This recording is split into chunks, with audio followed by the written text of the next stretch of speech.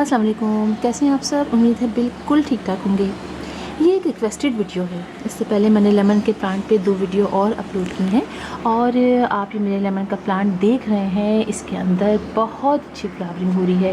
Lemon के plant के flowering का यही सीज़न है, यानी ये कि बाहर के मौसम में इसके अंदर हम कटिंग कर देते हैं अपने प्लांट की, फिर लीफ निकलने शुरू हो जाते हैं और उसके बाद कुछ अर्से बाद इनमें इस तरह से छोटे छोटे से फ्लावर्स निकलने शुरू हो जाते हैं और फिर इनके अंदर लेमन लग जाते हैं और फिर हम गर्मियाँ और सर्दियों तक उसमें हम इसके फ्रूट्स इस्तेमाल करते रहते हैं। फिर कुछ अर्से के लिए इसमें ऑटम का सीज़न आता है, यानी इसके फूल, इसके पत्ते झड़ जाते हैं और फिर दोबारा से बाहर का मौसम आता है और फिर दोबारा से इसकी इसी तरह से फ्लावर्स निकलने शुरू हो जाते हैं। तो ये साइकिल इसी तरह चलता रहता है। हम अपने घर में बड़े शौक़ से लगाते हैं, ज़मीन पर लगाते हैं तो हमारे प्लांट्स को कोई प्रॉब्लम नहीं होती है, लेकिन जब हम पॉट में लगाते हैं तो कुछ बातों का स्पेशली ख्याल रखना पड़ता है। वैसे तो ज़मीन पर लगाने पर भी हमें करना पड़ता है, लेकिन पॉट्स में स्पेशली ख्याल रखना पड़ता है। एक तो साइज़ की बात होती है, हम साइज़ प्लांट का अच्छा रहना चाहिए। आप ये देखिए, ये मेरा 18 इंच का पॉट है और इसके अंदर लगाया गया है मैंने भी लेमन का प्लांट और हर साल इसके अंदर यानी 2-3 साल से इसके अंदर बहुत अच्छे फ्रूट्स निकल रहे हैं। एक मेरे लेमन का और प्लांट है, ये काफ़ी बड़ा प्लांट था मेरा, लेकिन उसकी एक ब्रांच बीच से बस टूट गई है और फिर मुझे बिल्कुल उम्मीद नहीं थी कि जितनी बुरी तरह टूटी थी, लेकिन फिर मेरे इस प्लांट के अंदर बहुत अच्छी इस वक्त देखिए लीफ निकले और अभी इसके अंदर फ्लावरिंग नहीं हो रही है, अभी सिर्फ लीफ ही लीफ निकल रहे हैं। तो मुझे भी कोई वो नहीं है, अभी अच्छी तरह से ग्रो कर जाए, बड़ा हो जाए और इसके लीव्स भी देखिए बहुत अच्छे, बहुत बड़े बड़े माशाल्लाह से निकले हैं इस दफ़ा।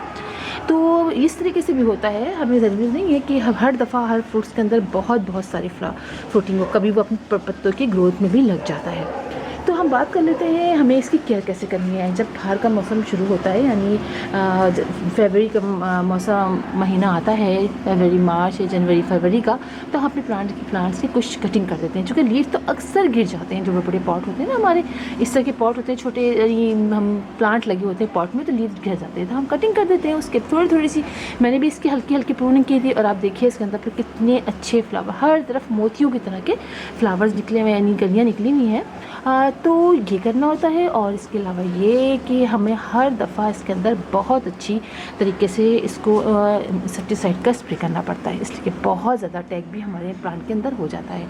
एक तो ये बात, और सनलाइट बहुत ज़रूरी है। ये जो मेरा प्लांट है ये सब ऐसी जगह पर रखा हुआ है जहाँ 2.5 से 3 घंटे की सनलाइट आती है, लेकिन वो जो प्लांट मैं आपको दिखा रही थी उसके अंदर तो देखिए सनलाइट नहीं आती, पीछे छुपा हुआ है, तो 1 घंटे की हार्डली आती होगी। और जो छत पर रखा हुआ है उसके अंदर भी अच्छी खासी फ्लावरिंग हो रही है। कभी मौका लगा तो मैं आपको दिखाऊंगी।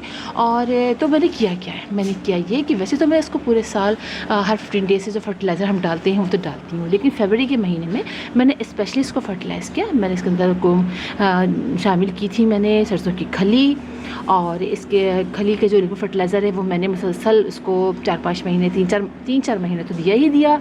इसके अलावा मैंने इसके अंदर बोन मील शामिल की और कंपोस्ट शामिल की। तो ये बहुत ज़रूरी है, आपको अच्छी फ्लावरिंग चाहिए अपने प्लांट के अंदर कि बहुत अच्छी फ्लावरिंग हो, तो ये सब कुछ तो करना पड़ता है, ठीक है। ये आप वक्तन फ़ौक्तन देंगे। सरसों की खली का फर्टिलाइज़र मैंने 3 महीना दिया है, हर 15 डेज से ये दिया।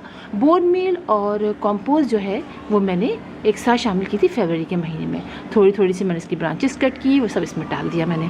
और उसके बाद करना ही होता है कि हमारे जो ये प्लांट होते हैं इनकी रूट्स जो होती है ना, ये जो लेमन के प्लांट्स, यानी बहुत से ऐसे प्लांट होते हैं जिनकी रूट बहुत शैलो रूटेड प्लांट होते हैं, यानी वैसे तो नीचे जाती हैं लेकिन रूट्स इनके ऊपर भी बहुत होती है, यानी ऊपर बहुत रूट्स होती हैं। शैलो रूटेड मैं कह रही हूँ, गलत कह गई, नहीं, रूट्स तो बहुत नीचे तक जाती हैं लेकिन इसकी रूट्स बहुत सारी ऊपर भी होती है, तो मल्चिंग बहुत ज़रूरी होती है। और आज मैं इस पर मल्चिंग भी करूँगी, इसलिए कि बहुत गर्मियाँ स्टार्ट हो गई हैं, तो मल्चिंग भी बहुत ज़रूरी है। और मल्चिंग के लिए मैंने लिया है लीफ कंपोस्ट। आप कोई भी चीज़ ले सकते हैं, आप कोकोपीट ले सकते हैं, लेकिन लीफ कंपोस्ट इसलिए कि ये आपको लीफ कंपोस्ट मैंने बनाना भी सिखाया था। ये देखिए मेरी कितनी अच्छी लीफ कंपोस्ट तैयार हो चुकी है, ये देखिए आप। लीफ कंपोस्ट मैंने आपको बताना सिखाया था कि आप जल्दी अपने प्लांट्स की जो लीव्स झड़ते हैं हमारे गार्डन में उनको आप जमा कर लीजिए। तो ये देखिए मैं शॉपर में लेकर आई हूँ, ये बहुत अच्छी देखिए मेरी लीफ कंपोस्ट तैयार हुई है। ये देखिए आप कितनी अच्छी लीफ भी हैं और साथ साथ ये बहुत सारे डिकम्पोज भी हो गए। तो अपने प्लांट के ऊपर आप ज़रूर मल्चिंग कीजिए ताकि पानी जो है वो उसमें से बहुत जल्दी ना उड़ जाए, ये बहुत ज़रूरी है। और साथ साथ ये फर्टिलाइज़ भी होते रहेंगे इसी कंपोस्ट से, ये और डिकम्पोज होता रहेगा हमारा जो ये लीफ कंपोज है। और दूसरी बात ये कि पानी का आपको ख्याल रखना है। अब ये नहीं करना है कि ये फ्लावर्स निकलने हैं तो आप पानी डालना ही छोड़ दें। आपने देखना है कि ऊपर से खुश्क हो गया है तो पानी आपने ज़रूर डालना है। और बाज़ औक़ात ऐसा होता है कि इतनी गर्मी पड़ती है तो आपको दिन में 2 दफ़ा भी पानी डालना पड़ता है। पानी के मामले में कंजूसी नहीं कीजिएगा, ये मेरा अपना एक्सपीरियंस है। हो सकता है आपका एक्सपीरियंस ये हो कि पानी रोज़ाना नहीं डालना है, लेकिन मेरा एक्सपीरियंस ये है कि पानी आपने अच्छा डालना है, ठीक है? पानी आपने ठीक-ठाक डालना है। और देखिए पानी डालें, अगर आप एक दिन छोड़ के एक दिन पानी डालते हैं तो पानी जब भी डालें तो नीचे से ड्रेन आउट ज़रूर होना चाहिए। हम पानी डालते हैं तो ये देखिए यहाँ तक पानी, यानी आपको लग रहा है कि पानी आपने डाल दिया, मैं थोड़ा सा पानी डाल दिया, ठीक है? पानी यहाँ तक पहुँचेगा आपके गमले में, यहाँ तक पहुँचेगा। लेकिन आपकी रूट्स जो है काफ़ी दूर तक इसकी रूट्स जाती हैं, ऊपर भी होती हैं, ऊपर वाली रूट्स तो ले लेंगी, लेकिन नीचे वाली रूट्स जो है उनको पानी नहीं मिलेगा।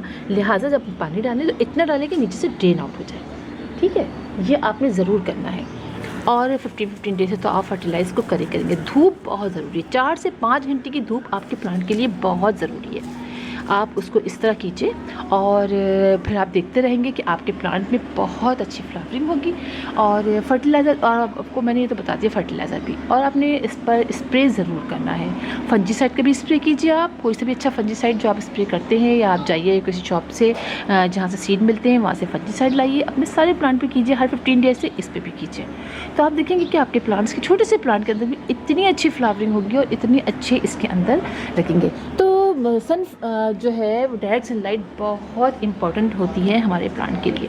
हम थोड़ी सी मिस्टेक कर देते हैं, हम ज़्यादा सनलाइट में नहीं रखते हैं, 1 से 1.5 घंटे की रखते हैं, तो उसके अंदर फिर इतनी सारी फ्लावरिंग नहीं होती है। अगर बहुत सारी फ्लावरिंग चाहिए तो आपको बहुत ज़्यादा देर उसको धूप में रखना पड़ेगा और फिर पानी का उतना ही ख्याल रखना पड़ेगा, ठीक है? ये बस मैंने सोचा कि चलिए सबको बता दूँ, मुझसे किसी ने पूछा था, उनके नहीं हो रही है। तो और अगर आपको लगे कि अभी भी इसके अंदर आपके अंदर फ्लावरिंग नहीं होती है तो सरसों की खली का एक फर्टिलाइज़र आप ज़रूर दीजिए। बाज़ औक़ात प्लांट्स अपनी जो होते हैं वो ग्रोथ में लगे रहते हैं, कम फ्लावरिंग करते हैं या फिर नहीं करते हैं और सिर्फ खूब लीफ निकालते हैं, तो लीफ निकालने दीजिए उनको।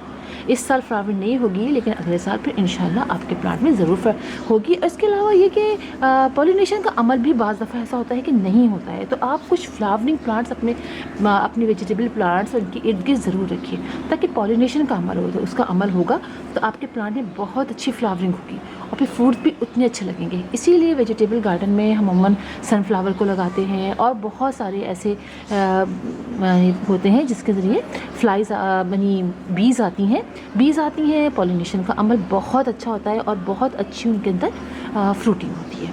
तो फिर इंशाल्लाह आप लोगों से मुलाकात होगी किसी और वीडियो में, किसी और टॉपिक के साथ। तब तक के लिए अल्लाह हाफ़िज़।